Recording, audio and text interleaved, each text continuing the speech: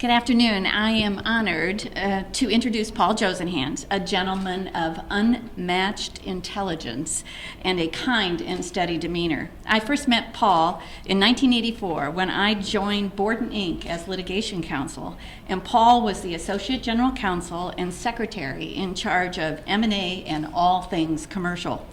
To say that Paul was a busy guy is an understatement. During the 1980s and early 90s, Borden, through Paul as the leader, acquired more than 30 businesses. And that took a lot of his time, I'm sure. Paul came to Borden in 1970 after graduating from Columbia Law School, serving as a Fulbright scholar in Germany, and a stint as a special assistant in the Commerce Department for domestic and international business. Paul's fluency in German was in part due to his time as a Fulbright scholar in Germany, but probably more so because he fell in love with a vivacious German girl, Gisela. Nothing like love to ensure learning the language, right, Paul? I have known Gisela almost as long as Paul, and you can definitely say she completes him. Shug, you think they'll say that about us someday? Paul and I both reported to the same hard-charging general counsel. Some of you remember him. I think you were also worked with him as well, right, Tom Hill? And Paul's ability to calm the waters, provide thoughtful and insightful strategies was appreciated by not only the rest of the law department, but also all of the business units.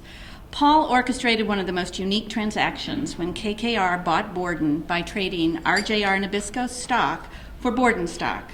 As you will recall, tobacco stock was taking a hit due to the onslaught of plaintiffs' lawsuits, and KKR had the high-profile Reynolds Tobacco purchase featured in Barbarians at the Gate that they wanted to get rid of. The exchange, I believe, was a unique, if not the most unique, transaction, and Paul was front and center in getting the deal done.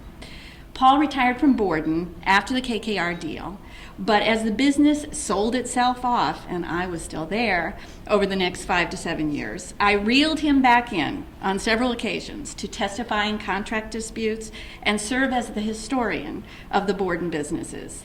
He did it with the same calm and insightful manner, and we won each one of those disputes in large part due to Paul's sterling memory and strong legal abilities that were reflected in all of those contracts.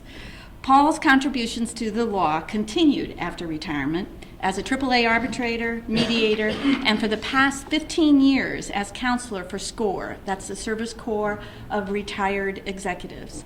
Paul gave young lawyers his time and thoughtful counsel, me all those many years ago in particular, and he continues to give of his time and energy and intellect. Retirement just means giving back to a profession he loves and excelled in. We honor Paul and others today for that gift that keeps on giving and for being incredible role models for all of us. Congratulations.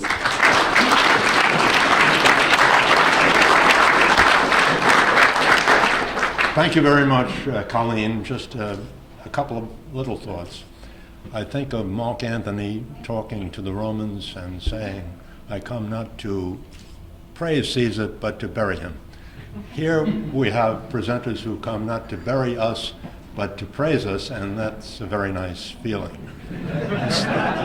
The second thing that I wanted to say was that during my career, I have worked mostly for corporations in corporate law departments and have been involved in transactions and counseling rather than litigation, except when people like Colleen would drag me in to testify as to why I agreed to some compromise clause in a provision.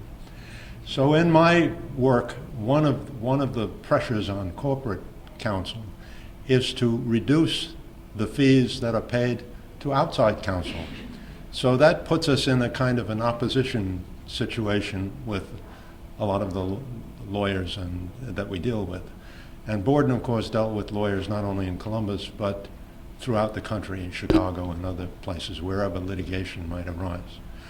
But I have to say, not to praise the Columbus bar excessively, but my relationships with the Columbus attorneys that I worked with over the years has been extraordinarily good.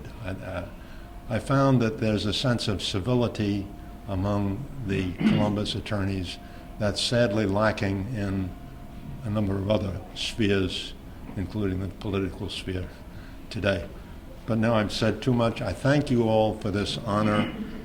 It was totally a surprise, and I don't know whether I would have worked hard for it had somebody told me 50 years ago that I would have to spend 50 years in order to